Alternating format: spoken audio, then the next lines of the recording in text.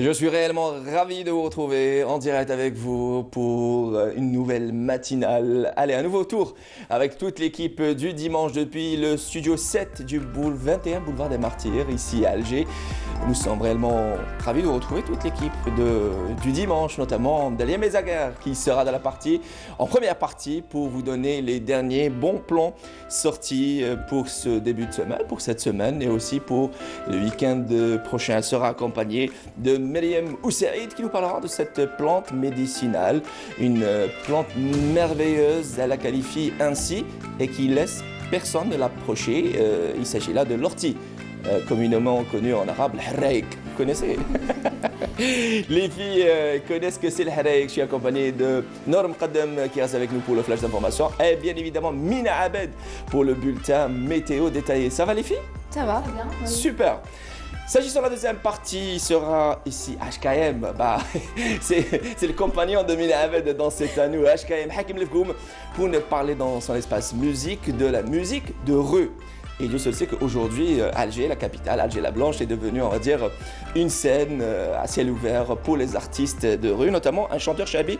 Il va revenir sur ces chanteurs de rue d'une manière générale et toutes les festivités de rue. Hakim Lefgoum sera accompagné de Mouniawitis, voilà Mouniawitis dans son espace mère-enfant. Elle va nous parler de écharpe, portage, comment on porte les bébés.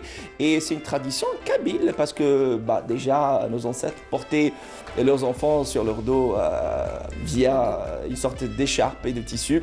En tout cas, on va revenir sur le portage des bébés d'une manière générale dans la matinale avec Mouniawitis. En tout cas, le décor est dressé, planté, c'est parti. Les nouvelles du ciel, c'est tout de suite. Il a fait bon sur Alger. S'agissant des autres parties du pays, c'est tout de suite avec Mina Abed.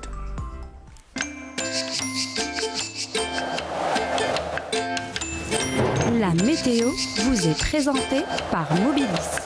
Mobilis, أينما كنتم. Elle était très approximative, la météo de Amir Nebash, mais elle est détaillée et professionnelle avec Mina Abed. Mina Abed, rebonjour et bienvenue à vous. Ça va? Merci, ça va. Alors, il a fait bon, à partir des premières heures du matin. Tout à fait. Il a fait très très bon, mais ça, il ça veut continue changer un petit peu. Très bien, à vous. Merci beaucoup mesdames, mesdemoiselles, messieurs, bonjour et très bon réveil en cette début de matinée.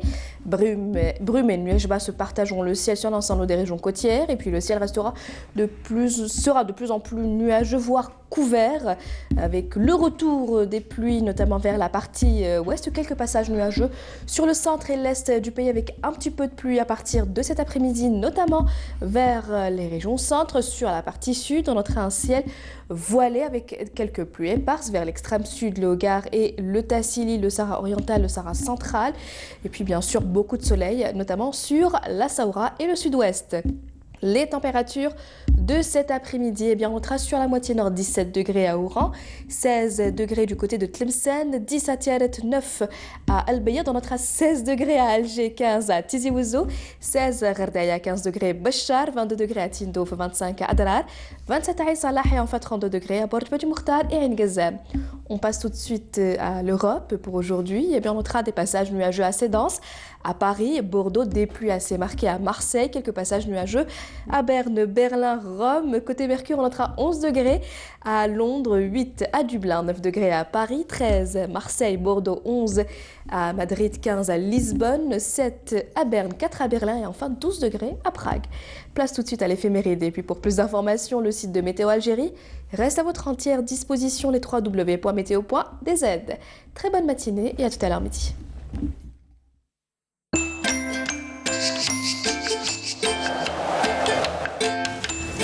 La météo vous a été présentée par Mobilis. Mobilis, أينما كنتم. Merci Mina Abed, prochain rendez-vous avec la météo, ça sera après le journal de midi. On se dit tout, hein. On se cache rien. Elle voulait devenir transparente, parce qu'elle gênait le retour des cartes météo, elle faisait ça. En tout cas, merci. Justement, en parlant de Nour Mqaddam, c'est tout de suite le deuxième point de l'actualité à travers ce flash. Il est signé Nour Mqaddam.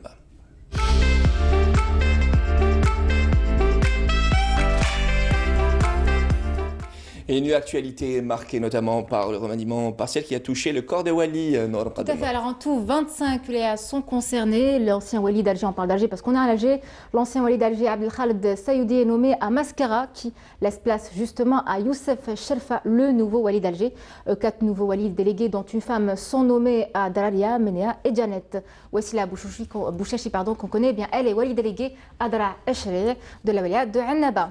Le nouveau président de la République, Abdelmajid Tebboune, a reçu hier à Alger le nouveau recteur de la Grande Mosquée de Paris, à savoir Shamseddin Hafiz, qui a souligné, lui, l'assurance de la disponibilité du gouvernement algérien faite par Tebboune. Il lui a assuré d'assister la mosquée dans ses grands chantiers, notamment dans le domaine de la formation. Shamseddin Hafiz a ajouté que le président Tebboune a fait part de sa préoccupation quant à la montée des actes anti-musulmans en France. Il lui a demandé de prendre justement toutes les dispositions pour lutter contre ce fléau. Abdelmajid Tebboune a appelé à véhiculer le véritable message de l'islam, qui est cette belle religion, un message qui préconise la fraternité et la solidarité. Et l'actualité est également marquée par la visite du président turc Noor. Oui, ce dimanche à Alger, donc une visite d'amitié et de travail, une visite de 2 jours qui s'éteindra sur 2 jours en réponse à l'invitation du président de la République. Alors les deux, ils auront des échanges sur les moyens et voies de renforcer les liens qui unissent les 2 pays frères. Ils traiteront entre autres de l'élargissement des domaines de coopération bilatérale et de la concentration sur les questions internationales d'intérêt commun. Et puis selon l'agence Presse Service, qui elle cite des sources diplomatiques, eh bien les 2 États envisagent de créer une instance qui aura pour mission de définir et de gérer ce qui devait être un partenariat d'exception, à savoir le Haut Conseil de coopération stratégique algéro-turc. Une belle initiative. Oui, santé mondiale. Oui. Donc l'actualité à l'étranger qui est essentiellement marquée par ce virus, on n'arrête pas de le dire, mais c'est important, cette épidémie de pneumonie de virus qui est le coronavirus, voilà, qui a sa 44e victime. On tourne à près de 1300 cas, personnes atteintes. Donc elle place le pays, la Chine, dans une situation bien grave. C'est le président chinois qui le dit. Le virus se répand dans plusieurs pays, la France, les États-Unis, on a 3 cas en France, il faut faire attention. Mais en Algérie, on a pris toutes nos dispositions. Et bien la menace est prise très au sérieux. Des instructions ont été données au niveau du corps médical pour justement parer à tout imprévu. Et puis il s'agit de renforcer la prévention et de prendre en charge les cas dès l'apparition du virus. Voilà. Aujourd'hui, il faut savoir qu'à 10 h, dans 2 petites heures, eh bien, il y a une conférence de presse qui aura lieu au ministère de la Santé pour justement traiter de ce problème et pour faire un peu le point de l'épidémie. Voilà. Donc sachez également que l'urgence sanitaire mondiale est déclarée par l'OMS. Très bien. Voilà. Et pour terminer, un mot de sport. Oui, on a 2 compétitions phares aujourd'hui, donc à savoir la Coupe de la CAF Football, donc le Paradou qui joue ce dimanche à 19 h au stade du 20 août contre Saint Pedro d'Angola. Et puis on ne peut pas parler de sport sans parler de cette CAN de handball en Tunisie qui se déroule en Tunisie à Tunis. L'Algérie joue cet après-midi une petite finale. Les Verts seront opposés à l'Angola, donc pour essayer d'avoir la 3e place du podium. Et puis quant à la finale, eh bien, elle opposera la Tunisie à l'Égypte. Très bien, merci beaucoup Noor Mqaddem pour tous ces détails. C'était le Flash Info signé Noor Mqaddem. Prochain rendez-vous avec la rédaction de l'information, ça sera à midi pour le journal de 12 h. Il chante Anis Bourahla, عشقت الطفلة الأندلسية. Moi je dirais عشقت الطفلة الجزائرية, n'est-ce pas? N'est-ce pas les filles? Allez, petit cadeau pour vous et pour toutes les Algériens qui nous regardent en cette matinée. Le Bonjour d'Algérie pour ce dimanche 26 janvier 2020. Ça continue dans un petit moment. On retrouvera Dalia Mezaga, 2 autres Algériennes, Dalia Mezaga et Maryam Moussaïd.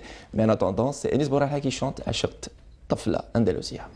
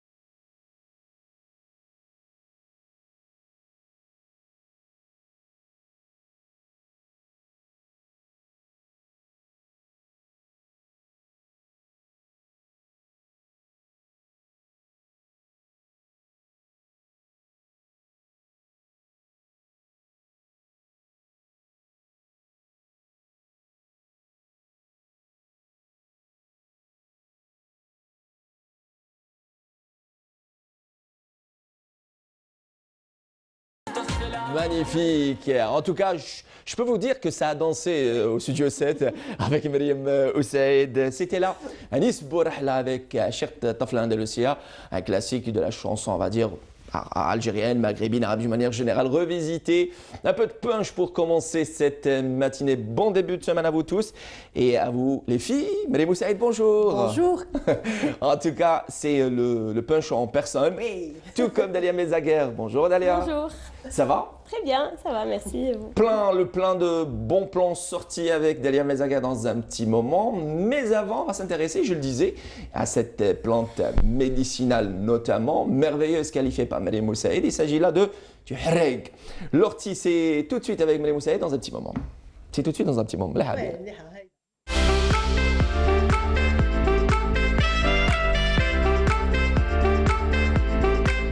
C'est vraiment tout de suite dans le coin vert avec Mariam Oussaïd qui aujourd'hui s'intéresse. D'abord, s'est intéressée, on va dire, au salon des agrumes à Tipaza. D'ailleurs, on va regarder dans un petit moment un reportage, le salon des agrumes à Tipaza dans sa 17e édition. Mais avant, elle va s'intéresser à l'ortie, le hareg. Et à ce qui paraît, on peut même manger cette plante. Exactement. Qui ne laisse personne de l'approcher. Non, exactement. Il faut l'approcher avec des gants. C'est vraiment une plante qu'il faut prendre. Exactement. Qu'est-ce qu'on peut dire de cette plante-là, Mariam? Alors, regarde, Mounir, je m'intéresse aujourd'hui à l'ortie parce que tout simplement, là, en ce moment, elle est en fleurs. Elle a poussé avec toutes les pluies qui sont tombées. Bon, pas dernièrement, parce que quand même, ça nous manque un peu de pluie. Donc, elle a bien poussé et c'est vraiment le moment de la cueillir, de la mettre, on va dire, au goût du jour. On peut la cuisiner, on peut aussi la prendre en tisane, mais aussi on peut en faire un remède bio pour entretenir nos plantes. Est-ce que vous le saviez, Dalia? Tout ça, non. Tout ça, non. Je sais qu'elle a beaucoup de bienfaits, mais... Voilà. Je me rappelle, c'était une arme naturelle quand elle était jeune. Exactement. Ça nous a toujours fait peur quand on était petits. C'était vraiment la seule chose qui réussissait à nous calmer. C'est pour ça que tu n'as pas ramené sur le plateau. Non. Dira Kerimo Bouguera, c'est la seule plante. Mais je pense que, d'abord, c'est une plante sauvage et il faut bien la chercher. Enfin, bien la chercher, c'est un peu trop dit, mais c'est pas sur, en tout cas, c'est pas la porte d'à côté, sur Alger. Oui. Elle est là, en tout cas, elle est présente. Alors, voilà, donc le harraïq, les orties, j'en parle aujourd'hui parce que, alors, elles ont bien poussé, c'est le moment de les manger, c'est le moment de les cueillir et en même temps aussi de les faire sécher parce qu'on peut les garder au sec et en faire des tisanes. Mais surtout, pourquoi je veux en parler? Parce que alors le printemps va bientôt arriver. Qui dit printemps dit petite maladie pour les plantes, alors les champignons, les petits insectes et tout ce qui s'ensuit. On en fait de la bouillie bordelaise. Alors c'est quoi? C'est qu'on ramasse quelques orties. Ça c'est vraiment pour le côté jardinage. On peut le ramasser là où on veut quand on veut jardiner avec, quand on veut en faire un produit phytosanitaire naturel bio. Voilà, donc ce qu'on fait, c'est qu'on la ramasse, on la met dans de l'eau, dans par exemple, on va dire un petit kilo d'ortie, on va les laisser très attention, macérer. comment on va dire. Exactement, faites attention à les... Comment la ramasser déjà? Voilà, on les ramasse, bien entendu, mettre des gants, tout simplement, parce que c'est surtout, ce qu'il faut savoir... c'est les feuilles, on va dire. Voilà, c'est les feuilles et c'est la partie du dessus où il y a ces espèces de petites pics, ces petits pics, voilà, urticants, mais pratiquement toute la plante est urticante. Mais ce qu'il faut faire, c'est bien pratiquement, ou alors mettre des gants, ou tout simplement.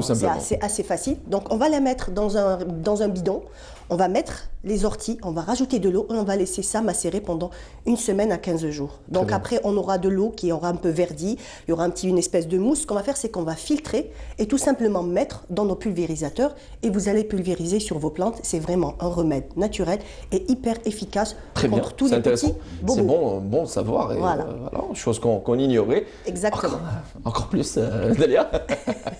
Alors, elle se mange aussi. Il faut savoir qu'il y a énormément de recettes. Ça, la prochaine fois, j'irai voir un chef cuisinier. J'irai en cuisine et je vous ramènerai quelques bonnes recettes avec les orties. Bon, si maintenant vous ne voulez pas faire de la grande cuisine, vous allez tout simplement faire des tisanes avec. Parce que ce qu'il faut savoir, Mounir, c'est que c'est une plante qui est riche en oligo-éléments. C'est une plante qui est riche en minéraux. Elle contient aussi de la protéine et aussi question médicinale, on en fait des merveilles. Alors beaucoup de personnes soignent l'arthrose, soignent beaucoup de maladies avec. Tout ce qui est rhumatisme. Exactement, rhumatisme. Donc je connaissais même quelqu'un, une personne d'un certain âge, qui avait un problème au niveau de son épaule. Donc tout simplement, alors il y en a qui en font des cataplasmes, il y en a qui les mettent à macérer dans de l'huile d'olive. Enfin chacun comment l'utilise. Il y a d'autres qui disent qu'on laisse les petites piques, on va dire, agir tout simplement. Il faut être un peu courageux et carrément mettre la plante telle qu'elle est sur la partie qui fait mal. Et ça donne ça me rappelle mon enfance. Alors, c'était une bonne punition. Voilà, donc on l'utilise beaucoup aussi en médecine. Il y a énormément de remèdes qu'on peut soigner. Elle soigne l'asthme aussi, donc la déminéralisation aussi, donc toutes les personnes qui ont un peu d'ostéoporose et ce genre de problème. Exactement, manque de minéraux. Donc c'est vraiment une plante miracle. Autant elle va dissuader tout le monde de s'approcher, mais en fait ces remèdes sont énormes et on peut tout simplement la cuisiner. Personnellement, je le fais parce qu'elle pousse comme ça sauvagement dans mes pots. Donc ce qu'on va faire, c'est qu'on va prendre les 4 dernières tiges, on coupe comme ça et on les met dans des soupes ou on peut les rajouter. Voilà, il faut bien les rincer d'abord. Oui, bien sûr. Et aussi, juste un dernier conseil. Si vous voulez cueillir des orties, faites attention à l'endroit où vous allez les cueillir parce qu'elles poussent un peu n'importe où. Donc, il faut faire attention à ne pas aller la cueillir dans des endroits où la terre n'est pas propre, ou alors dans les caniveaux, ou alors des champs où ça peut être un peu, on va dire, où c'est douteux. Donc, essayez d'aller en pleine nature et de la cueillir dans des jardins ou dans des endroits sains, où il n'y a pas de pesticides, où il n'y a pas de... Alors, faites attention, on va dire, des endroits d'où vous les ramassez. Voilà, c'est très important. Justement, même elle est recommandée, on va dire, cette plante-là, ça va l'ortie, ou communément en arabe, le harraïg ou le harraïq, c'est comme vous voulez, elle est recommandée pour les gingivites, on va dire, chroniques. Exactement, c'est vrai. Pour soigner sa gencive. Non, mais vraiment, c'est une plante qui a un panel médicinal extraordinaire. Donc, il faut vraiment aller creuser, aller encore chercher plus, puisqu'elle est juste à côté de nous. Ça donne des idées à Dalia Mezaguer. Oui, je crois. Faire peur à ses enfants. Je l'ai vu dans ses yeux, t'arrêtes de s'imaginer déjà en train de les cueillir. Voilà, de faire un festival avec, en veux-tu. Et de faire peur à ses enfants, tu bouges. Tu fais pas des exos, je suis là. Non, mais attention, surtout pas la violence envers les enfants. Attention, les enfants, nos enfants, on va dire vos enfants sont le produit de notre éducation, c'est très important. Voilà, c'était une petite parenthèse. Faites très attention. Et justement, c'est ce qu'on pouvait dire s'agissant de l'ortie. Oui. Justement, il y a beaucoup de choses à dire et beaucoup de choses à faire s'agissant de cette plante, juste pour la cueillir, pour la ramasser. Faites très attention. Alors, à retenir, c'est la ramasser d'un endroit sain. Alors, on va citer, on va dire, où les animaux, pas dire à titre d'exemple, ne rôdent pas. Exactement, là où il n'y a pas de chiens, il faut faire très attention où il y a des urines, où les animaux peuvent uriner et ces urines sont, on va dire, porteuses de plusieurs maladies très graves parfois. Et quand vous dites vous la cuisinez, d'abord il faut la rincer. Et est-ce qu'on va la cuisiner d'une manière bien précise? Non, on peut la rajouter carrément dans une soupe. On peut la mélanger quand, par exemple, on utilise des épinards. On peut la mettre à l'intérieur. Alors, verre dans verre, ça ne se verra pas. Même pour les enfants aussi, c'est une bonne manière de leur faire manger parce qu'après, on la retrouvera pas une fois que ça sera bouilli. On peut aussi, comme je vous ai dit, la faire en tisane. Donc, la tisane, c'est tout simple. Faire chauffer un peu d'eau. Laisser 2 ou 3 feuilles d'ortie à l'intérieur. Autrement, généralement, c'est les seuls plats qu'on peut faire avec. Il y a certaines personnes qui font aussi des espèces de quiches où on remplace les épinards par le harraïq parce qu'une fois que c'est cuit, ça n'a pas vraiment un goût très prononcé ou très spécial, ça a un petit goût allez, on va dire de hashish. Voilà. Super, justement, avant de partir du côté de Dalia Mezaguer, pour en savoir plus, notez bien, prenez votre smartphone pour noter les bons plans sortis de cette semaine et ce week-end. On va s'intéresser à la 17e édition du Salon des Agrumes qui s'est déroulé, rappelons-le, à l'hôtel Camp Le Dor, à Tipaza. Voilà. Il y a eu beaucoup d'agriculteurs qui ont pris part à cette édition. Et d'ailleurs, vous étiez pour couvrir cet événement. Qu'est-ce que vous pouvez, avant d'aller découvrir le tout en son et en image. Qu'est-ce qu'on peut dire? Quelles sont les nouveautés apportées par cette nouvelle édition? Alors, les nouveautés, il y a vraiment, on va dire, une volonté de la Chambre d'agriculture de la wilaya de Tipaza d'encadrer et de suivre les agriculteurs dans leur travail, surtout les agrumiculteurs, parce que en ce moment, ce qui se passe, c'est que les agriculteurs sont en train de se transformer un petit peu. Donc, les vergers d'autrefois ne sont plus ceux d'aujourd'hui. Pourquoi? Parce qu'on commence à passer, mais doucement, vers la culture intensive, c'est-à-dire un champ où il y avait 300 arbres, on va dire un hectare où il y avait 300 arbres. Maintenant, il y en a beaucoup plus, il y en a jusqu'à 600. Et on ne traite pas de la même manière et on ne suit pas le verger de la même manière. Donc, c'est pour ça que la présence de la Chambre d'agriculture auprès des agriculteurs est très, très important. Et aussi, on verra dans le reportage Mounir, c'est que qui dit culture intensive dit production, on va dire un excès de production. Et le petit souci que rencontrent ces agriculteurs, c'est la vente. Parce qu'après le contrôle des prix, ils ont un petit peu de mal à contrôler le prix de vente. Ils ont un peu de mal aussi à écouler la marchandise, parce que quand le marché est inondé, c'est clair après que c'est difficile à vendre, c'est assez difficile à vendre. Donc ce qu'a décidé la Chambre d'agriculture, c'est de se mettre en coopérative, de créer des petites coopératives pour accompagner ces agriculteurs. Voilà, et avant même d'aller découvrir cette 17e édition, je voudrais évoquer cette situation qui a été, on va dire, qui a fait le buzz sur la toile, notamment sur les réseaux sociaux, et ces agriculteurs qui ont, on va dire, déversé des tonnes et des tonnes de pommes de terre en bloquant l'autoroute Est-Ouest, si je ne me trompe pas, c'était du côté de Bouira ou Borj Barerij, pour, on va dire, pousser leur coup de gueule s'agissant le prix très, très bas. Je trouve que ceci se fait dans certains pays, pas le nôtre. Écoutez, je pense que d'abord, rappelons-le, on est musulmans d'abord, avant de jeter cette denrée alimentaire si importante, on peut l'exprimer son mal autrement, et je pense que certaines personnes dans le besoin ont besoin de cette denrée alimentaire très, très utilisée, on va dire, notamment dans notre cuisine. C'était juste une petite parenthèse, c'est très important. Il y a lieu de dire que aussi certains, pour ne pas dire tous, certains agriculteurs sont complices de certaines situations et qui font, on va dire mal à notre économie. D'ailleurs, le ministre du Commerce, hier, lors d'une conférence de presse, avait évoqué, on va dire, une certaine, on va dire, campagne menée contre certaines bandes, on va dire, bandes de mafieux, qui touchent, on va dire, à notre économie, à notre commerce. Ouais. Allez, revenons donc, pas nos moutons quand même, à nos terres fertiles du côté de la wilaya de Tipaza. Et Dieu seul sait que cette wilaya connaît, on va dire, de terres magnifiques, fertiles. Oui. Ça commence déjà du Déo, de la daïra de Fouka, de Oda Fouka jusqu'à Demos. C'est très important. Et toute la côte de Tipaza, ce sont, on va dire, des terres fertiles où on cultive plusieurs fruits et légumes. La 17e édition du Salon des Agrumes, tout de suite avec Marie Moussaïd, on revient juste après. C'est sous un soleil radieux que s'est déroulée la 17e édition de la Fête des Agrumes à Tipaza. Une journée où tous les producteurs d'agrumes se sont réunis pour exposer les variétés d'agrumes. Orange, citron, mandarine et même pomelo. L'organisation de cette 17e édition des agrumes s'est focalisée sur 3 volets importants. Le premier volet, c'est des conférences relatives à la promotion, relatives à l'amélioration des capacités des agrumiculteurs et beaucoup plus l'amélioration des capacités des agrumiculteurs en matière de fertilisation, en matière de conduite, en matière même de commercialisation et tout. Le deuxième volet, c'est l'exposition. Il s'agit de l'exposition des différentes variétés produites au niveau de la wilaya de Tipaza. Donc avec plus de 1 300 000 quintaux produits chaque an au niveau de la wilaya de Tipaza, avec toutes les opportunités que représente cette filière, nous pensons que c'est le moment et jamais d'organiser davantage cette filière. Au cours de ces dernières années, l'agrumiculture n'a cessé de prendre une place croissante dans la production agricole algérienne.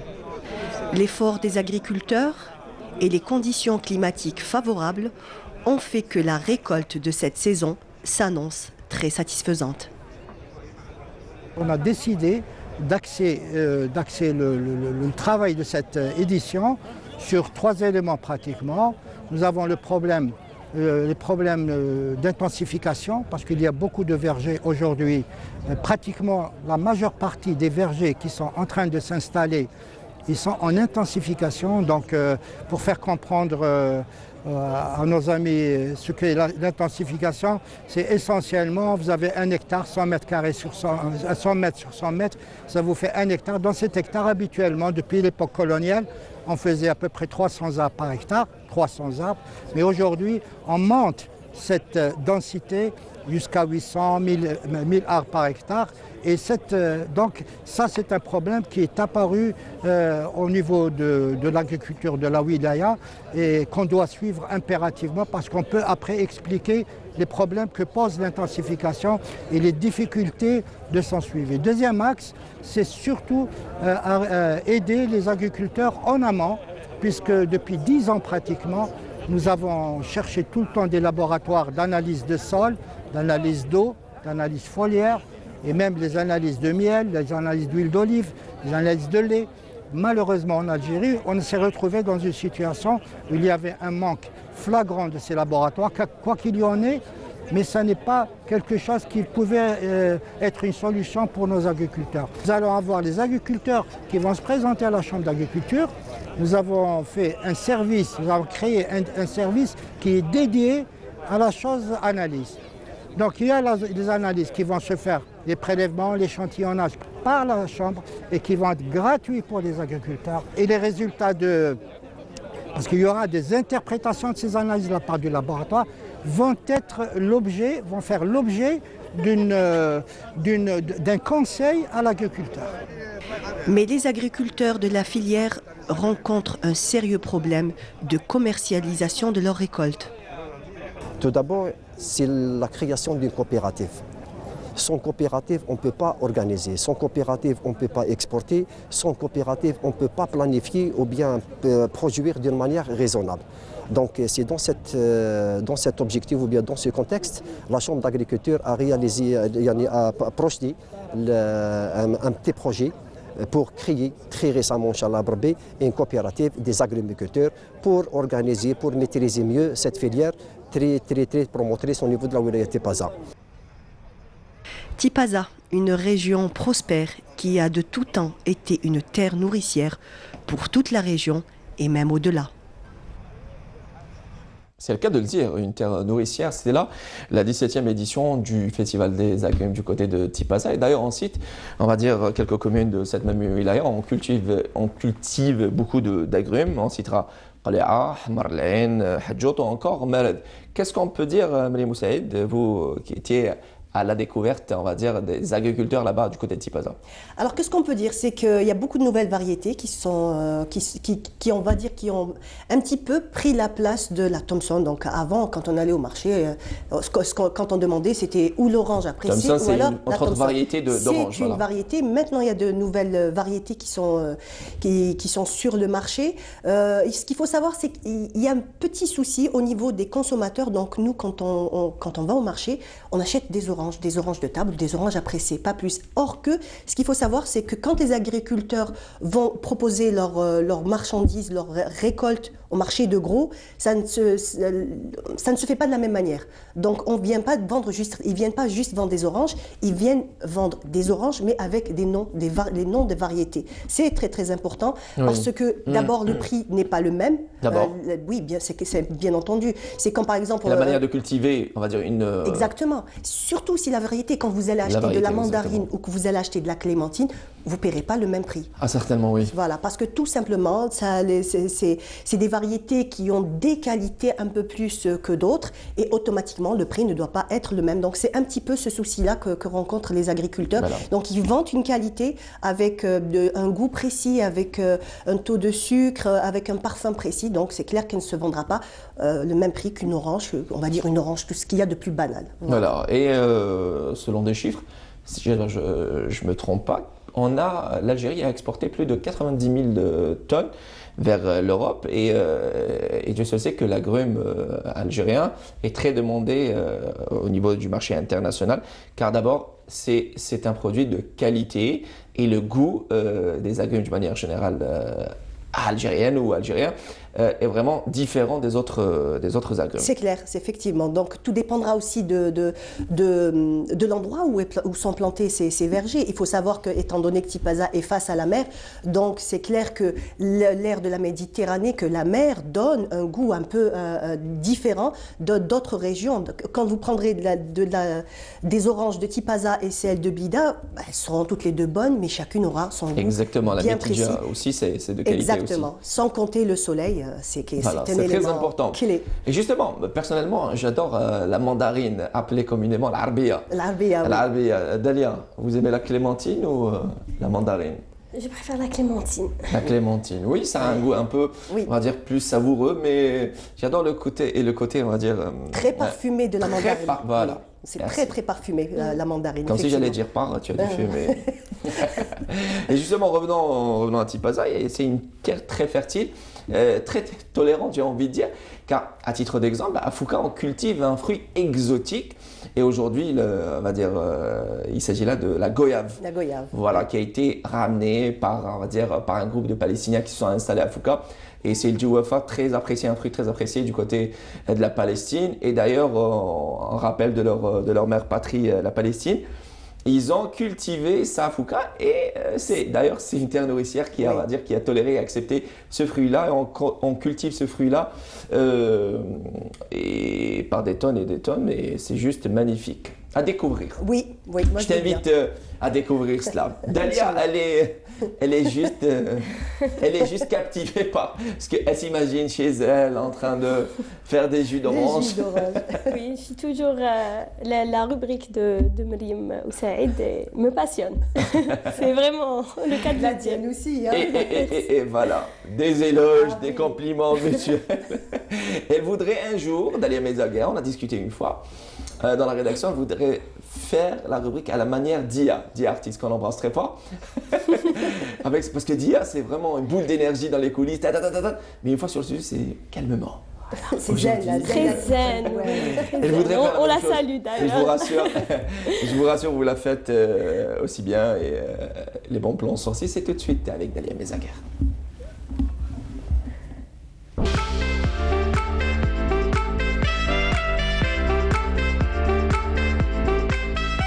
L'agenda culturel, on parle d'oiseaux, je ne sais pas pourquoi, mais bon. L'agenda culturel. Voilà, dans 2 minutes. Ah oui, là vous allez comprendre vous aussi pourquoi. Voilà. Parce qu'on va commencer avec une série de projections de films de... Hitchcock. Voilà. Alfred Hitchcock, et ça se passera du côté... la Cinémathèque d'Alger. Très bien. Voilà.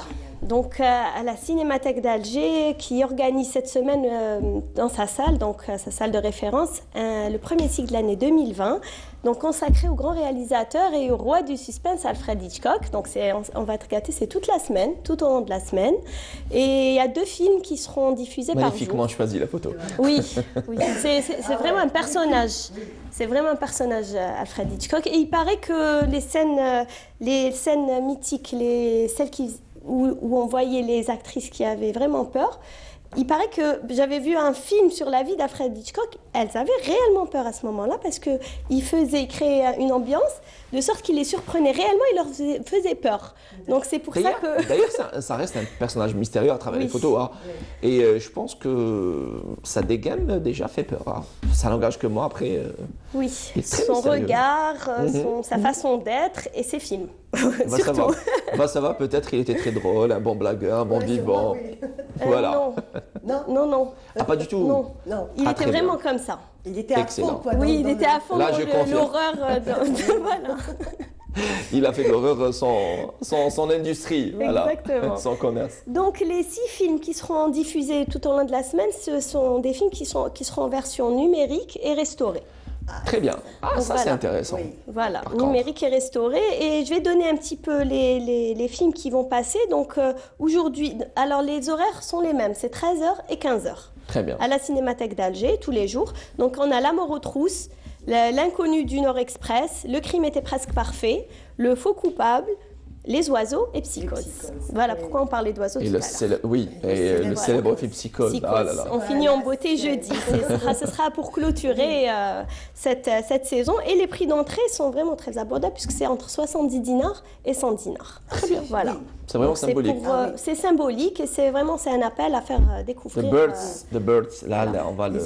Il y a des scènes mythiques. Quand j'étais petite, ce film. Voilà. Oui. Ah oui. Mais en tout cas, ils choisissaient bien ces comédiens. Oui. Ils étaient très jolis. Oui. Voilà. Ils savaient marier la beauté et la peur. C'était du Alfred. Alors, rappelons-le, c'est donc la semaine Alfred Hitchcock. Les films signés Alfred Hitchcock. C'est à la Cinémathèque d'Alger. Donc, c'est 2 séances, 13h et 15h. Et les tarifs, c'est entre 70 dinars et 100 dinars. Jusqu'à jeudi 30. Voilà. Oui. Jusqu'à jeudi 30 novembre. Voilà. Voilà, je suis décalée. 30 janvier. Le 30 janvier, très bien. Voilà. Et puis toujours dans le cinéma, on a les affiches des salles Ibn Zaidoun que j'ai apporté, Ibn Zaidoun, Ibn Khaldoun et Sahel avec le nouveau film de Bad Boys 3. Très bien. Donc toujours un nouveau film à l'affiche et puis toujours les anciens qui sont, enfin les anciens, c'est des films encore qui sont très récents. Voilà, donc des films d'animation, Angry Birds, Star Wars. Avec Will Smith notamment, voilà, Jumanji, on a le film. Jumanji, oui, Next Level, oui, et Incognito. Donc vraiment que de nouveaux films qui sont à l'affiche. Mais là, le film phare cette semaine, c'est Bad Boys 3, très bien. Qui est sorti. Avec à l'affiche Will Smith. Voilà. Voilà, et ça sera donc, rappelons-le, dans les salles. Dans les salles Ibn Zaidoun, Ibn Khaldoun et Sahel de Chalaga. Alors, s'agissant des tarifs, pas plus de détails? Pas plus de détails, mais en général, ça varie entre 600 et 800 dinars. Très bien, parce qu'il s'agit là de, on va dire, de nouveaux films, Très tout simplement. des films qui sont à l'affiche. Oui, et 600 et entre 600 et 800 dinars pour de nouveaux films, je pense que c'est très très abordable. Parce que, parce que dans certaines salles de projection de films privées, entre parenthèses, ça dépasse les 1000 dinars. Il faut le préciser. Oui, largement. Largement. Du cinéma, on passe à autre chose ou on reste avec le cinéma? On passe au théâtre. Au théâtre. Donc la pièce théâtrale Le Moineau, Zawesh, qui est sortie il y a déjà 2 mois. Donc le public en a redemandé parce que c'est vraiment une pièce de théâtre qui a eu beaucoup de succès et qui est encore interprétée sur les planches du Théâtre National d'Alger, donc Mahidine Bchtarzi. Ça continue mercredi et jeudi prochain. Très bien. Donc mercredi 29 janvier et jeudi 30 à 18h. Il faut rappeler que c'est une mise en scène de Kamel Yahish, interprétée par Rania Serouti et Ibrahim Chergui. Donc c'est mercredi et jeudi prochain à 18h. Le prix d'entrée c'est à 300 dinars. Et il y a également un tarif étudiant. Donc c'est vraiment super. Oui, très très abordable. Très, il y a notre rendez-vous. Oui. Mais avant, on va découvrir un artiste peintre. C'est donc Nessiba Jaidir qui a été à la rencontre. C'est entre autres, on va dire, rendez-vous. Il exposait donc à la galerie Ifrou Design. C'est donc Abd El Halim. Il s'agit là de Abd El Halim, un artiste peintre. On va découvrir le monde magique de cet artiste avec Nessiba Jaidir. Et on revient pour... Gardez vos blocs-notes de côté, comme ça vous allez noter les prochains rendez-vous. Les prochains rendez-vous avec Dalia Mezaguer.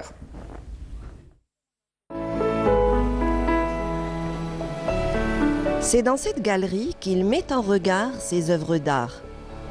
Abd El Halim Boukhalfa nous donne à apprécier son talent d'artiste. Un artiste au parcours imposant et aux références bien établies.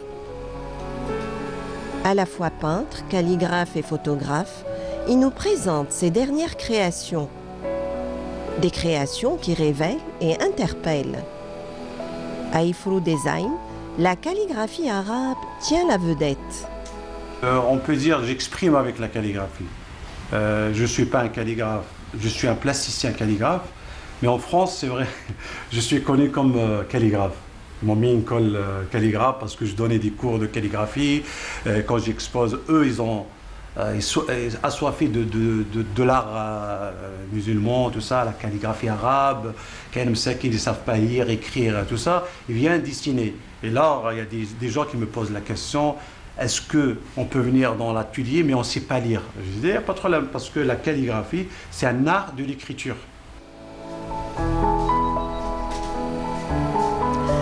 À son travail artistique, Boukhalfa donne une dimension contemporaine. Un travail où vision et réflexion sont en bonne communion. L'artiste se laisse guider par son inspiration.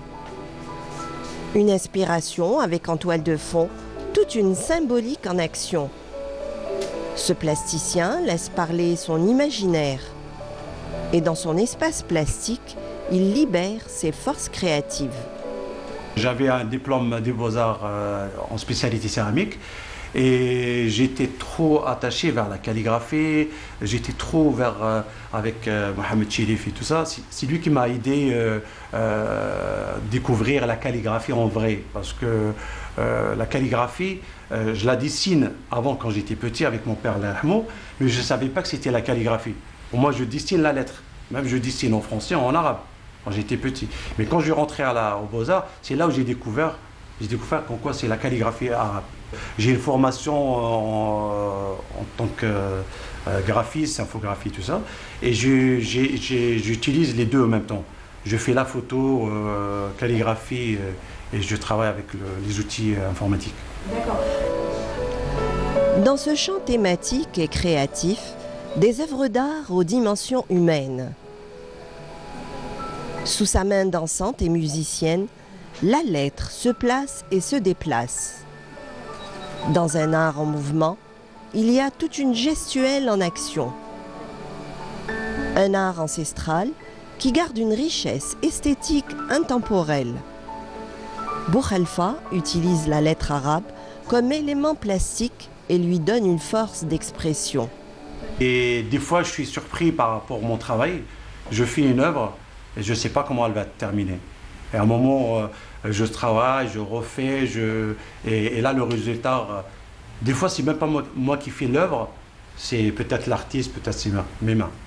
Mais je découvre moi-même, je suis surpris du résultat. D'accord, donc l'œuvre, elle s'impose. Exactement, elle s'impose et elle trouve sa place. À son actif, des expositions personnelles et collectives. À la base, des études à l'École supérieure des Beaux-Arts d'Alger. Bouchalfa complète ensuite ses connaissances artistiques à Limoges et à Tourcoing. Actuellement, il vit et travaille en France. C'est avec un grand bonheur qu'il revient exposer en Algérie. Le monde qui avait ouvert ça, j'étais surpris. Et l'artiste, il n'a pas besoin de choisir, de préparer les outils. Tout ce qu'il trouve devant lui, il le fait. Avec le qalam, avec un pinceau, avec un bout de papier, avec un carton. Ça veut dire qu'il y a toujours... En même temps, généralement, c'est vrai, j'utilise l'encre. L'encre, un petit peu de peinture, mais plus photo, installation, un petit peu de céramique. Dans cette exposition, Bouchalfa rend hommage aux victimes de la décennie noire. Une exposition qu'il dédie à leur mémoire. Malgré son exil, ce plasticien reste très attaché à ses racines et porte l'Algérie dans son cœur.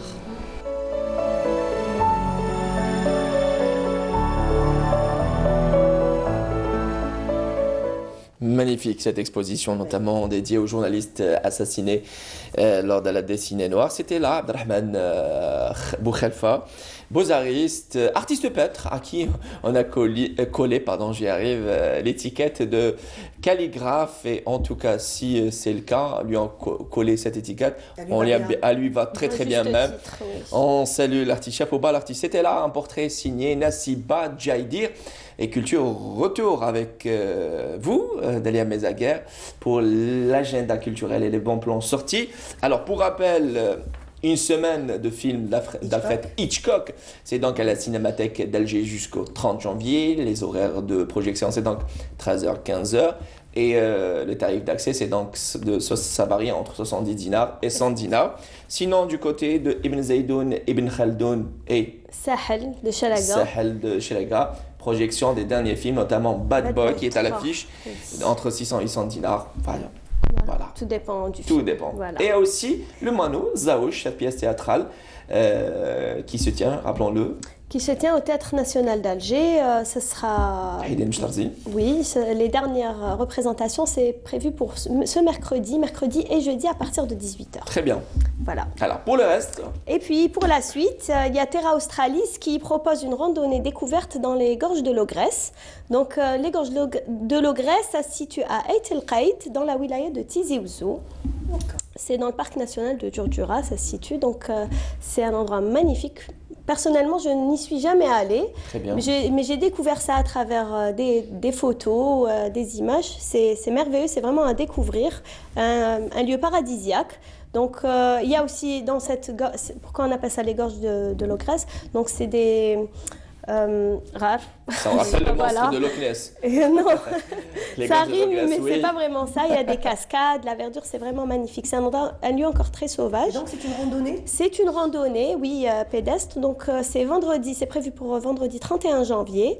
Le départ sera fait à partir de, donc à côté en face de la station de métro du Jardin d'Essai. D'accord. Donc pas loin du musée des Beaux-Arts à 7h du matin. C'est prévu pour toute la journée du vendredi. Et au programme, une randonnée de 6 km. Par contre, le pique-nique, c'est aux participants de prévoir. Chacun prévoit ce qu'il a envie de manger. Donc c'est mieux d'ailleurs, c'est mieux comme ça. Voilà. Peu importe. Dans les bonnes altitudes, moi je te promets que ça sera bon. Tu seras bien content de trouver cette qsdela. C'est pour ça que je viens de recommander la qsdela de la En plus, une marche de 6 km, ça donne faim. Ça creuse. Voilà. Et acheter... Voilà, sur le chemin, sur la route. Il y aura aussi quelques jeux et animations qui seront au programme et prévoir 900 dinars pour le tarif global. Donc, les enfants sont de la partie aussi? Ce n'a pas été mentionné, donc tout dépend. Si les enfants ont l'habitude de marcher, voilà. Tout dépend de... Ça m'étonnerait peut-être... Enfin, quand j'ai des enfants, allez, on va dire un peu plus que 10 ans. Voilà. À partir de 10 ans. Mais en général, dans ce genre de randonnée, il y a toujours des petites pauses parce qu'on a vraiment toutes les tranches d'âge. Donc, on respecte un petit peu le rythme même pour un adulte, chacun. 6 km, c'est quelque chose. Voilà, on respecte le rythme de chacun et puis c'est toute la journée. Et après, ça nous arrive de marcher plus de 6 km sans se rendre compte, surtout vous les femmes, quand vous faites les vitrines. Oui, c'est clair. Après, on ne se rend pas compte, on a juste l'impression à la fin de journée, on a les jambes... En compote. Ah oui, en compote, ou les pieds en compote. Pourquoi vous dites, je sais pas pourquoi, mais bon. Madame, vous avez marché 10 km. Mais bon. Alors, c'est donc une randonnée, c'est prévu pour le vendredi 31 janvier. Le lieu de départ, c'est la station de métro. Oui, Jardin d'Essai, non loin du musée des Beaux-Arts, à 7h du matin. Il faut prévoir 900 dinars. Oui, 900 dinars, tout est compris. Et c'est destination les gorges de l'Ogresse. Voilà, c'est un lieu magnifique, paradisiaque. Et puis pour finir, il y a la 4e édition du Salon du chocolat et du café qui arrive à grands pas puisque c'est ce mercredi. Et tu te contentes. Ça fait un mois que je l'annonce. Voilà, et finalement, voilà. Oui, d'accord. C'est bon. Ça y est, il faut prévoir. Ça arrive. Il faut prévoir une équipe et lors d'émission. Là, c'est clair.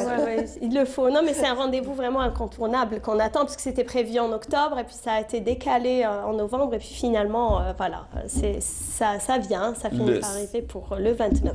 Alors, c'est le salon consacré à deux plaisirs du palais, le café et le chocolat. Ça peut pas paraître certain, mais en tout cas, ce sont deux plaisirs de mon palais. Voilà, c'est à la Safex. C'est à la Safex, au pas maritime d'Alger que ça se... Et c'est donc le 29 janvier au 1er février 2020. Au 1er février, il y aura beaucoup de choses, accès gratuit et beaucoup de choses intéressantes au rendez-vous puisqu'il y aura des ateliers, que ce soit pour les professionnels, bien sûr, il y aura des ateliers, des concours pour les professionnels, mais pas que, même pour les amateurs et même pour les tout petits. Donc les ateliers des petits chefs, pour ça serait génial de prévoir, on va dire, un pavillon pour les réparateurs de machines à café. Oui. Peut-être pour la 5e édition. Les réparateurs de machines à café, parce que pour la plupart, ils ont des machines à café, tout comme moi. Je pense pas qu'ils y aient pensé cette fois-ci. En panne à la maison, mais en tout cas, droit réservé, je vais déposer cette idée au niveau de l'Omba. Voilà. Comme ça, ils vont m'appeler.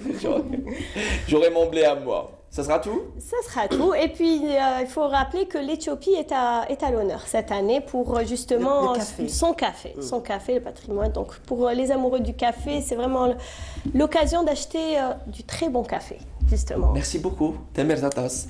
Merci à Dalia Mezaguer pour son agenda culturel et les bons plans sortis, cinéma, théâtre, randonnée, mais aussi le salon du café chocolat qui arrive à grands pas. Ne vous inquiétez pas, on va prévoir un ordre de mission. Mais ce serait génial pour le 30, parce que souvent dégustation, délire. Oui, Le 29, dégustation, oui, il y aura beaucoup de dégustations au rendez-vous. Donc, vaut mieux, moi, ce que je propose justement comme bon plan, c'est de rester à proximité là où il se passe des concours et des ateliers, parce qu'à la fin, il y a toujours une dégustation à la clé. Voilà. Elle n'a pas été du côté du Régalez-vous. parc du Durham, mais c'est une bonne cachotière. Elle a été du côté de Tipaza. Elle a été avec, elle a été avec Marie Moussaïd pour le salon, la 17e édition du salon des agrumes à Tipaza. En tout cas, tu t'es plaît, hein? Oui, c'était très bon. Oui. On a goûté, voilà. On a goûté Il aux faisait oranges de super beau. Tipaza, une très belle journée. Oui. C'était Belle région. une belle Merci. découverte, très belle découverte. Merci à vous, Dalia Mezaguer. Merci à Marie Moussaïd. Merci Mounir. Prochain rendez-vous avec vous, Convert. La semaine prochaine. Encore La semaine petite prochaine. surprise. Et pour rappel, on s'est intéressé aujourd'hui, dans cette matinée, à l'ortie haraïk, cette, on va dire, cette plante magique, médicinale, et qui est concoctée à toutes les sauces. Très bien. Ah. Dans un petit moment, nous rejoindra Hakim Lefgoumash KM dans son espace musique. Il va s'intéresser à la musique de rue, mais également... C'est dommage, je ne suis pas là. D'Abbassalem. Bon, vous pouvez rester avec nous, si vous voulez. Hein. Et, en attendant, et aussi Mouniawitis qui va s'intéresser, on va dire, au portage bébé. Mais en attendant, je vous laisse avec cette magnifique pause musicale.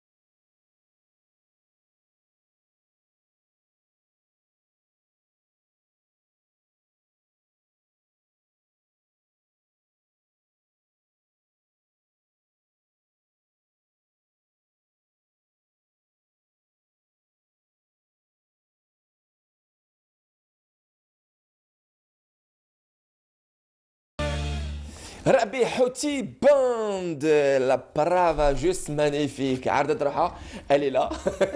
Myriam Saïd a préféré rester d'aller à Mezaguer. Elle est partie, on va dire, préparer ses bagages pour le salon du café et du chocolat. Viens de nous rejoindre Hakim HKM et Mounia Witis. Mounia, bonjour. Bonjour Mounir. C'est un réel plaisir de vous retrouver. Pour moi aussi, c'est un réel plaisir. Aujourd'hui, on va s'intéresser avec vous au portage bébé et avec Hakim Lefgoum. Bonjour Hakim. Bonjour. HKM dans le centre de l'espace musique, on va s'intéresser à la musique de Re. Et Dieu seul sait, quand on part en voyage, on est vraiment intéressé, voire subjugué par certaines représentations artistiques musicales de certains musiciens, notamment, on va dire, dans certains pays européens. Chez nous, ça existait bien avant. Oui, c'est le cas de le dire, en tout cas. Et on a choisi plusieurs vidéos qui ont, on va dire, circulé, qui ont fait le buzz, notamment sur les réseaux sociaux. Et qui dit portage bébé, parlons de ça, ça existait bien avant chez nous. Le portage bébé, ça existait bien avant chez nous. On va s'intéresser au portage bébé tout de suite avec Mounia Witis dans son espace mère et enfant.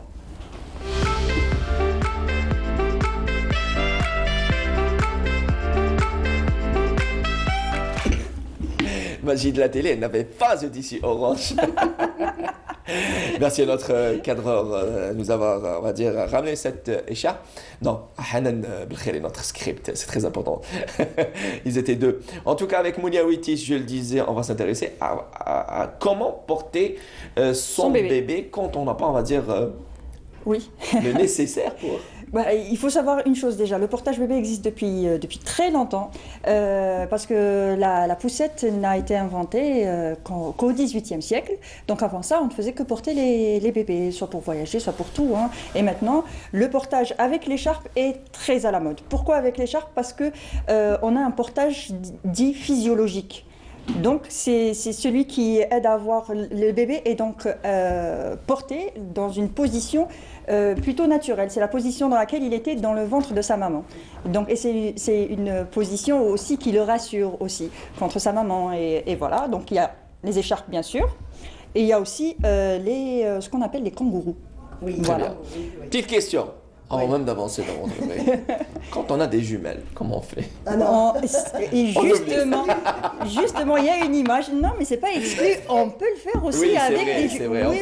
On peut le faire avec des jumeaux, jumelles, triplés. Non, je pense pas. Voilà, ça c'est fait. Voilà l'image. Donc j'ai ramené l'image exprès pour vous montrer. Bon, quand ils sont très petits, bien sûr, parce qu'arriver à un certain âge, c'est un peu compliqué. C'est plus compliqué. Pas du tout. Impossible. C'est plus compliqué. Exactement. Il y a même des kangourous spéciales. On en met un devant et un autre dans le dos. Mais personnellement, je ne suis pas vraiment pour mettre bébé dans le dos. Il y a le premier schéma.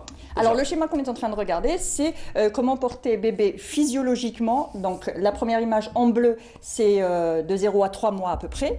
Ensuite, avec l'âge, donc de 4 mois à 6 mois, de 7 à 9, et puis après jusqu'à l'âge de 1 an. Les bonnes positions. 7 à 8, c'est non, le 7 à 9, c'est pas. 8 à 9, c'est nous. C'est nous, voilà. Donc, ce qu'il faut savoir, c'est comment porter bébé. Comment le porter dans la... Il ne faut pas, bien sûr, mettre le kangourou ou alors l'écharpe de portage sur le ventre. Il faut le positionner sur le buste. Déjà, il faut savoir que juste après la grossesse et puis l'accouchement, le ventre de la maman et les muscles du ventre de la maman, ils sont un peu affaiblis par justement l'extension et puis l'étirement qu'il y a eu pendant 9 mois. Surtout si on a 2, c'est encore plus... C'est parti encore plus. Exactement. Donc, il faut donc porter bébé sur le haut du corps et le soutenir bien sur son buste, exactement. Et une idée reçue, quand on sait comment porter bébé comme il faut, on ne risque pas d'avoir de problème de dos. Sauf très bien, voilà, c'est la question que j'allais poser parce que... Sauf bien sûr en cas où on a une maladie, une scoliose ou autre chose. Là, vaut mieux consulter un spécialiste. Il me semble que c'est à éviter, franchement. Il y a des techniques. Il y a des techniques pour les porter sur le côté, sur la hanche. Parce qu'il y a des techniques pour comment porter. On peut le porter de face, donc bébé contre nous. On peut porter bébé face au monde et c'est déconseillé de le faire parce que bébé risque d'être, surtout s'il est trop jeune, il risque d'être trop stimulé. Il est en navette spatiale. Il risque, oui. Moi, je crois que ça existait déjà auparavant. Hein, exactement. Bah oui. La femme africaine chinoise qui travaillait dans les champs. Dans les champs et qui. Elle portait son femme kabyle. La femme kabyle chez nous. Femme algérienne de manière générale. Voilà, et d'ailleurs, si je me trompe pas, on a une photo. Oui, on a une photo. Une ancienne. Une ancienne photo. Voilà. Exactement. Déjà, une femme kabyle qui porte son enfant. Dans le dos, comme ça aide la maman à faire ses tâches. Et d'ailleurs, en arabe, on dit et abbé. Voilà. Oui. Voilà, exactement. Donc on a notre bébé contre nous, on le rassure, il est en sécurité avec nous et en même temps on fait nos tâches ménagères ou autres. Du quotidien de manière générale. Voilà, on a les deux mains libres, exactement. Donc ce qui est bien... C'est le kit main libre. Kit main libre. Oui. Mais je pense que les industriels se sont inspirés par la suite de ces portages. Justement pour créer ce qu'on appelle le kangourou, c'est une sorte d'harnais avec tout ce qu'il faut et tout ça. Mais bon, il faut bien choisir son kangourou, tout simplement parce qu'il y a certains modèles qui ne sont pas dits physiologiques. Donc ils font... Oui, j'ai perdu mes mots. Bébé est mal, voilà, là bébé est bien enveloppé avec une écharpe de portage. Comme vous le voyez, le dos est bien recourbé. Le dos et le bassin sont enroulés. Et puis les genoux sont plus hauts que les fesses de bébé. Donc c'est la meilleure position. Il y a aussi un autre schéma où on pourrait voir encore plus clairement. Dans un kangourou, bébé est retenu par son entrejambe.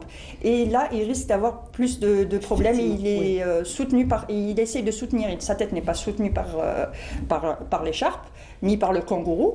Donc il essaye de se soutenir, voilà comme on le voit, avec ses muscles qui ne sont pas suffisamment matures pour. Alors que dans la position physiologique, il est bien... Alors, dites-moi, cette position physiologique, donc celle de la droite de l'écran, voilà, c'est la bonne. C'est la meilleure des positions. La première, qui n'est pas physiologique, elle est déconseillée. Elle est vivement déconseillée. Alors, on a tendance, on va dire que ce sont des idées reçues, on a tendance à croire que celle de la droite plutôt de l'écran, qui est déconseillée. On a tendance à avoir peur de courbé, on va dire. Non, au contraire, parce que bébé, dans le ventre de maman, il est déjà courbé, justement. Il est dans cette position où le dos est bien arrondi et il est bien arrondi. Et même sa masse osseuse n'est pas encore mature. Voilà, exactement. Sa masse, c'est pas la même chose là. Voilà, ce qui est déconseillé. Comme vous le voyez, le fait de le porter dans une position qui n'est pas physiologique, les jambes droites et le dos droit, c'est très déconseillé parce que sa colonne vertébrale n'est pas encore bien formée pour soutenir. Ses muscles aussi ne le sont pas et c'est pas la meilleure position pour porter bébé. En fait, pour les deux, moi personnellement, pour mon premier enfant, donc ma fille, j'avais énormément. Je suis pas quelqu'un qui a mal au dos, mais en fait, la position, étant donné le poids du bébé, ça tire un peu vers l'avant et ça tire sur les épaules. Au bout d'un moment, c'est pour ça qu'il faut bien. Déjà, la maman est déjà fatiguée de sa grossesse. Voilà. Et de son accouchement, après, c'est difficile. Oui, c'est très difficile. C'est pour ça qu'il faut savoir un poids à supporter. C'est quand même un poids à supporter. Mais si on fait le portage si on fait le portage dès la naissance, donc on va faire une sorte de séance de sport. Donc on se muscle progressivement. C'est comme quand on commence à faire du sport avec des haltères, on commence par les moins lourdes et on finit avec les plus lourdes. Donc le bébé, c'est au fur et à mesure qu'il prend du poids et nous on se muscle en même temps. Alors porte-bébé qui sont disponibles dans les commerces, ça va dire, qui est quand même assez cher. Et quand on n'a pas, on va dire, entre parenthèses, les moyens de s'enquérir, on peut avoir une écharpe de portage. Même les écharpes de portage sont dans le commerce aussi. Très bien. Sont en vente dans le commerce. Sinon, vous pouvez utiliser un chèche, tout simplement. Oui. Par contre, pour les tailles, il y a des tailles à respecter. Donc, c'est selon la morphologie de la maman. Si la maman est un peu plus forte... On voit à l'écran, là. Voilà. Ce qu'on voit à l'écran, c'est une écharpe, mais avec des anneaux. Et surtout une poupée. Une poupée, voilà. C'est pour montrer comment on porte. Là, c'est porter le bébé sur le côté. Quand on a un problème de dos, de scoliose... On peut porter son enfant jusqu'à l'âge de 6 ans. Non, je plaisante. Jusqu'à l'âge de 4 ans. Ah oui, mince. Oui, c'est jusqu'à l'âge de 4 Bon ans qu'on courage. peut porter bébé. Oui. Jusqu'à Oula. 10 ans. Je crois que jusqu'à 10 ans, elle dit encore prends-moi, porte-moi. Donc, Bah, parce que ça rassure et ça normal, sécurise. c'est normal. C'est tout à fait normal. Alors, Mounia, est-ce qu'il y a un moyen de nous faire une petite Démonstration démonstration avec le chèche, donc on va essayer de. Alors déjà, on a un ça. chèche qu'on peut acheter chez les commerçants, chez les commerçants. Exactement. Vendeurs chez les de tissus. commerçants, les vendeurs de tissus. Il faut que ce soit un chèche assez solide. Il faut que ça soit un chèche assez solide. Il y a des tissus spéciaux, oui, il y a plusieurs sortes de tissus, mais il vaut mieux privilégier le chèche parce que c'est quand même une matière naturelle. Voilà, oui, c'est du Kélémo voilà. Bougala, voilà, me recommande un bébé, mais bon, notre bébé n'est pas disponible pour le moment. Mais ça aide que nous savions notre régisseur. Donc il y a des oh. Il y a des techniques, voilà. Il y a des techniques, mais il y a des tissus, voilà, tissus. Déjà. Tissus, par exemple, le chèche, c'est un bon tissu, surtout qu'il n'est pas extensible. Il y a certains porte-bébé, pour le porte-bébé, voilà, en tissu, qui sont extensibles. D'accord. Ceux-là, c'est vaut mieux les privilégier pour le début, on va dire, pour quand le bébé n'est pas trop lourd. Parce qu'au fur et à mesure, quand le bébé prendra un peu plus de poids, ça va commencer à faire un effet de rebondissement.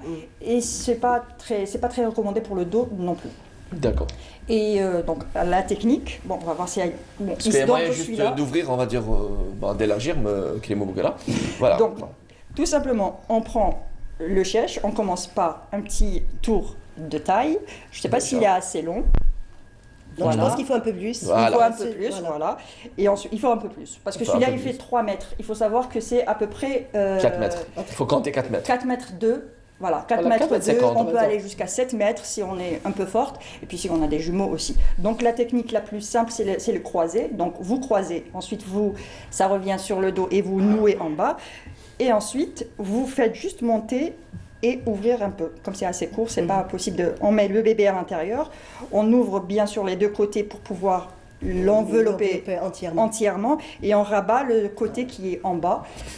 Pour, je ne sais pas si vous avez compris. Non, on a compris le résultat, voilà. Et le résultat, là, c'est le résultat est là, tout simplement. Là, c'est la technique la plus simple, la plus utilisée, tout simplement. Voilà. Donc, il y a une image. Un rouquin, voilà, un bébé rouquin. Un bébé rouquin, oui. Donc, il y a aussi la technique qui est très déconseillée, surtout avec une écharpe.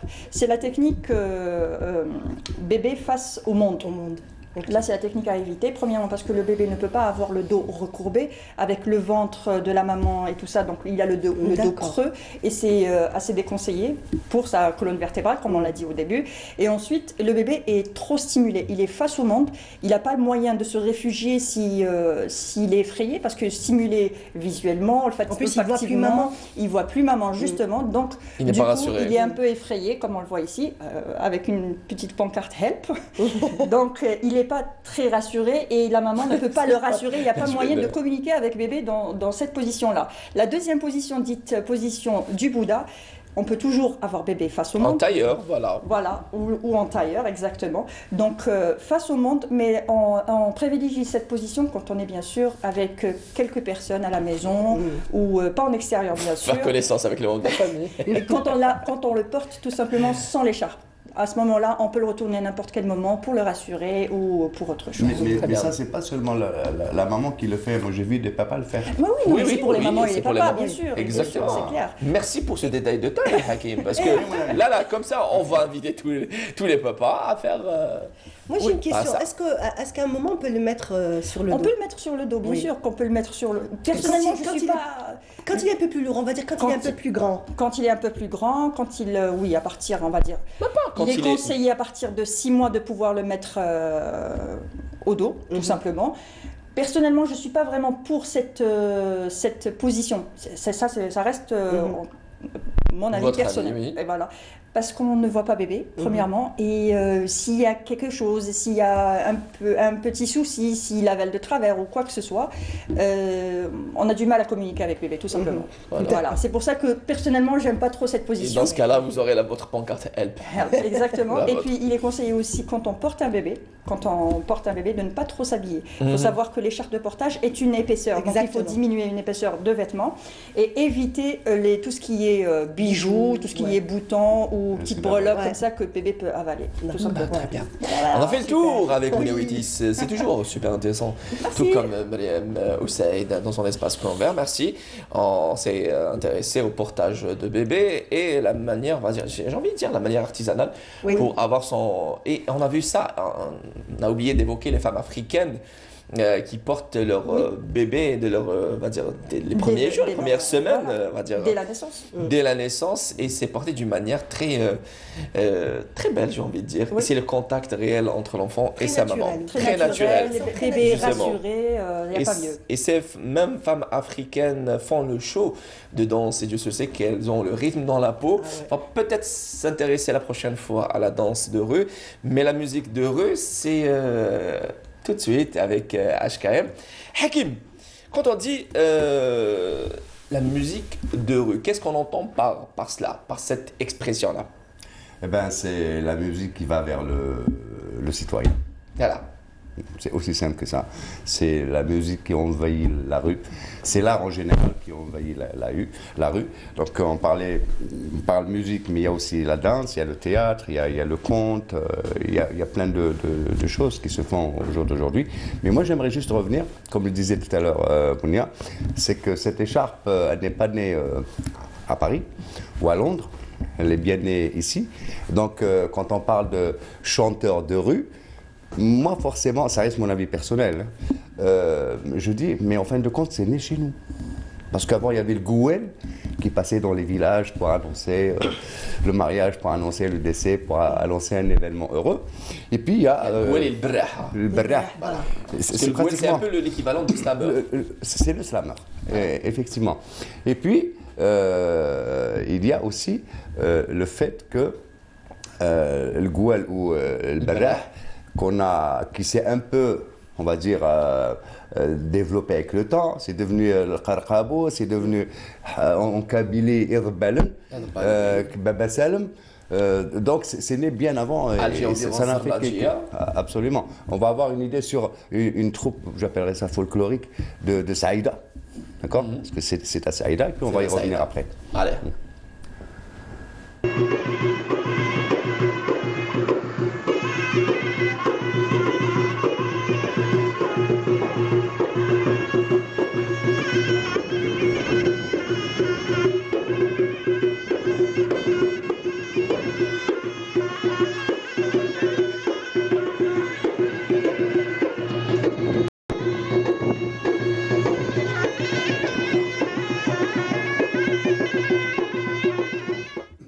Bah, alors, on parlait de minutage de vidéo.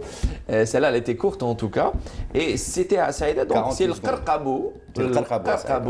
Et sur des rythmes alaoui. Un rythme dans l'ouest. Un rythme alaoui. Et puis on l'a constaté dans cette vidéo, c'est que le chanteur ou le percussionniste, il ne demande pas de l'argent aux autres. Donc c'est des passagers qui viennent et qui donnent peu importe la somme. Et ça nous rappelle Baba Salem aussi, c'est trop. Absolument. Je connais Baba Salem. Ça venait le matin et les enfants sortaient. C'est festif, c'est des sonorités musicales. Et d'ailleurs, quand les enfants commencent à mettre du joie dans la rue, et c'est un sujet sur lequel nous allons y revenir tout à l'heure. Mais on va quand même rester dans cet art de rue. On a constaté à Alger, ces derniers temps, justement, ces musiciens qui envahissent la rue. Il y a eu déjà, je ne sais pas si tu te rappelles de NR2. Oui, ce jeune qui a été arrêté, c'est ça? NR2, c'est un groupe, c'est l'un des premiers groupes jeunes qui ont envahi la rue. Puis il y a eu Vita sur la place Rodin. Alger, qui a eu d'ailleurs un incident, et c'est grâce à lui qu'il y a eu une autorisation pour que... Depuis, ces artistes de rue ont des autorisations pour pouvoir vivre leur art dans la rue, tout simplement. Et puis l'Algérien, à l'origine, il est festif. C'est un gars qui déborde de bonheur, qui déborde de joie, et on n'a qu'à le constater. Je ne sais pas si tu te rappelles de ce mondoliste qui était à l'entrée du tunnel d'Alger. Fac Central, ça? À Fac Central, c'est... Oui. Un non-voyant? Un non-voyant. Oui. Ce type a marqué plusieurs générations. D'ailleurs, je l'ai cherché il y a quelques temps, j'ai appris qu'il est décédé, là, Rahmou. Puis, il y a un tas d'autres musiciens qui ont envahi cette rue. Notamment le chanteur de Chabi, toujours à la place Rodin. qui fait le buzz ces derniers temps. Et il y a une ambiance terrible, c'est juste à côté de la fac centrale. Et d'ailleurs, les passants s'y prêtent au jeu, on danse même. Absolument, et c'est ça le côté positif, c'est-à-dire que... C'est fédérateur déjà. C'est contagieux, c'est contagieux, fédérateur. La bonne humeur, c'est tout de suite. C'est le corps qui s'exprime et il s'exprime librement et c'est ça justement l'astuce, c'est un art qui s'exprime librement dans les rues d'Alger. Une sorte de thérapie. Allons-y, voilà. On va apprécier l'extrait.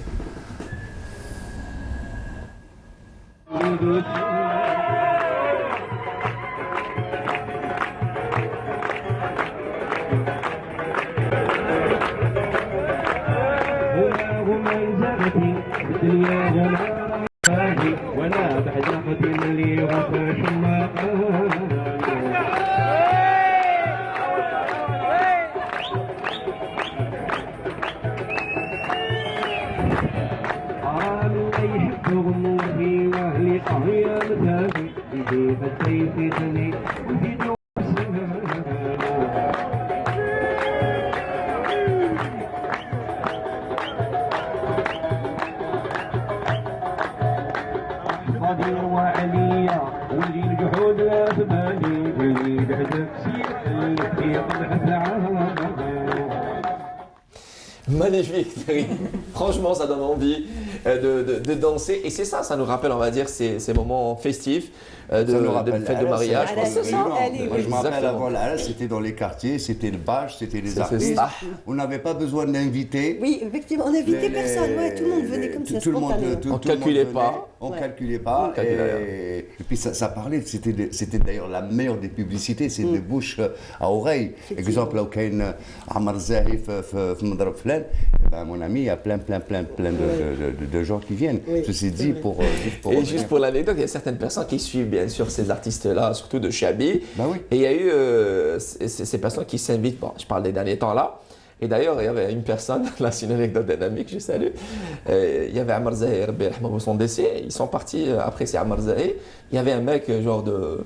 Enfin, dire, celui qui surveillait le mariage, il dit, vous êtes qui? Il a dit non, les potes du marié. En fait, quand c'était une circoncision.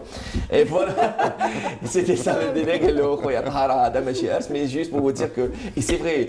Je pense qu'il y a toujours, on va dire, il y a cette groupie des artistes qui suivent les artistes, plusieurs artistes là où ils vont et c'est ça, ça se fait naturellement. Moi, je pense que l'humain, en général, il a ce côté amoureux de la musique. Oui. Ça nous fait du bien, ça nous donne de la bonne humeur, ça nous donne de la joie. Et puis, c'est un moment d'évasion. Puis, à propos d'évasion, ces dernières années, on parle beaucoup de Racontar. Racontar, donc c'est un événement qui est né en 2004, je pense que c'est la 16e édition, oui. Qui a eu lieu à Sahel, du 19 au 26, oui. Au 26 juillet. Donc c'est aussi l'art qui va vers le citoyen. La particularité de cet événement, qui en si peu de temps a pris une ampleur extraordinaire. On n'a qu'à voir la dernière édition, où il y a eu quand même plus de 20 nationalités, européennes, américaines, africaines, maghrébines. C'est des personnes qui sont venues de tout horizon et qui, du coup, découvrent ce côté coutume, ce côté traditionnel formidable, franchement, oui. de la Kabylie et la rencontre des esprits. Voilà. Parce que ça ne parle pas seulement de musique, ça ne parle pas seulement de danse, mais ça parle aussi de peinture, ça parle aussi de tout ce qui se fait d'une manière traditionnelle. Voilà, sans plus tarder, on va apprécier un petit extrait du Racontar 2019. C'était du côté de la Kabylie.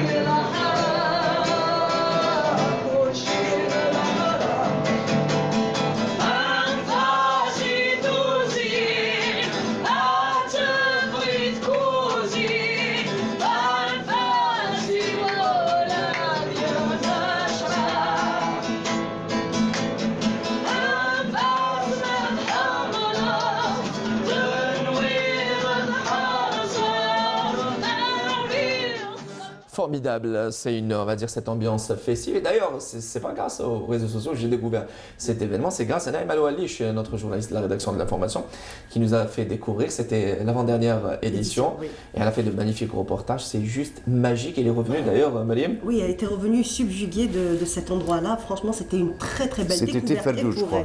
Voilà, oui. Tiferdout, voilà, exactement. Et là, Tiferdout, c'est le village le plus propre cette année. Et là, c'était à Bouzguen, c'était Sahel. La prochaine, ça va être à Yakouren. La particularité de cette édition, c'est qu'elle a été dédiée à la mémoire. C'est pas dans un lieu fixe. Voilà, ça change. Et au fait, ça arrange beaucoup de personnes, ça arrange les villageois. Donc ça fait et découvrir plusieurs endroits. Voilà. Pour que ça ne devienne pas lassant. Parce c'est un voyage en fait. Il y a ceux et celles qui ont pris part à l'édition de Tiferdout, ils vont se dire oui, je connais, ça y est, j'ai fait le tour. Mais après, quand ça se déplace d'un endroit à un autre, on découvre. Donc cette édition, elle a été dédiée à la mémoire de Katib Yassine, un Nejma, et aussi à la femme et son combat pour l'environnement. Ce qu'il faut noter, c'est qu'au début de cet événement, il y a eu une fresque de Martinez qui a été remise donc aux villageois le dernier jour de cet événement. Magnifique. Donc le prochain, ça sera en 2020. J'espère que tu y seras cette fois-ci. Bah, avec grand plaisir. J'espère qu'on y sera tous. On y sera tous. Voilà. Merci Mariam. Voilà, c'est invité à chaque fois, Mariam. Oui. Donc là, alors justement, on va revenir sur la tendance actuelle. Ben, c'est comme ça, hein. Les choses évoluent. Siracanta regroupe plusieurs nationalités. C'est donc un événement qui est célébré dans plusieurs pays. Absolument. Sauf que cette fois-ci, on va revenir sur ce qui est, je dirais, électro. En fait, c'est des jeunes qui ont pensé un jour. À l'origine, c'est une idée indienne. Hein. Oui. C'est mettre en valeur la couleur et la joie. Dommage que ce festival s'est arrêté. D'ailleurs, j'espère qu'ils vont le reprendre parce qu'il est vraiment magnifique. On va jeter un coup d'œil et on va y revenir juste après, si tu permets. On y va.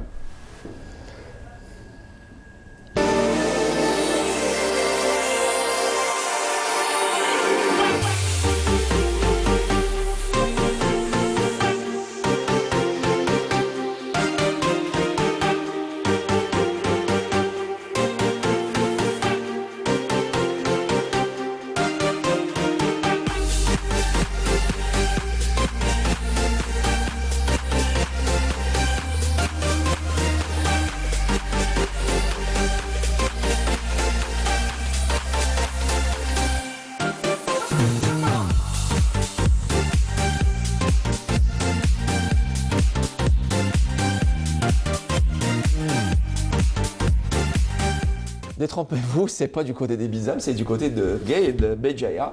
C'est en 2015, c'était Holy Festival. Donc je le disais tout à l'heure, l'idée elle est indienne à la base.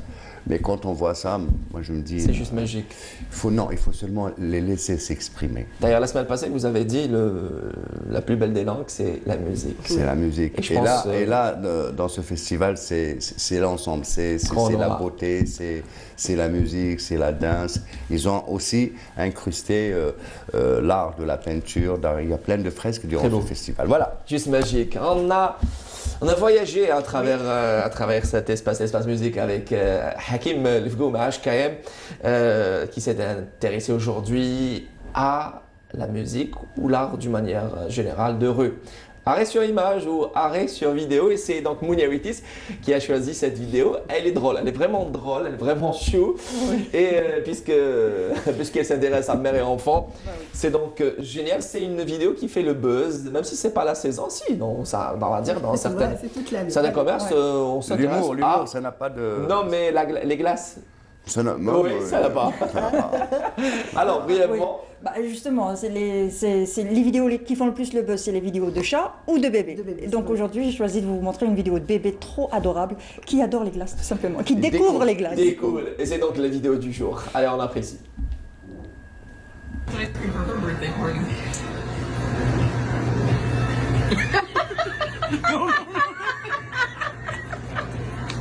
Legally, let go. Let go. Let go. You gotta help him, Brittany. Alors, avec un brin d'humour qu'on termine, on achève cette matinale. Merci à vous tous d'avoir prêté attention. C'était là, le Bonjour d'Algérie de ce dimanche 26 janvier 2020. Je voudrais remercier tous les fidèles de notre matinale. Un grand merci à l'équipe des journalistes. Merci à Mounia Witis. Voilà, je vais rester comme ça. Je suis dyslexique. À Mounia Witis, à Mélé Moussaïd, à Hakim Lefgoum. Merci. À Dalia Mezaguer et aux techniciens du studio 7 du 21 boulevard des Martyrs et de la réalisation. Kélim Bouguera, au script Anna Hanan Belkhiri. J'aurai le plaisir de vous retrouver vendredi prochain à partir de 9h-10h. Quant à demain, vous allez retrouver Smith Le Walik. Qu'est-ce qui m'arrive? Prompt rétablissement à toute personne qui nous regarde depuis chez elle ou depuis les hôpitaux. Rabbi Shefikum et Afikum, prenez soin de vous, de votre santé, surtout des personnes que vous aimez. Bonne journée, au revoir.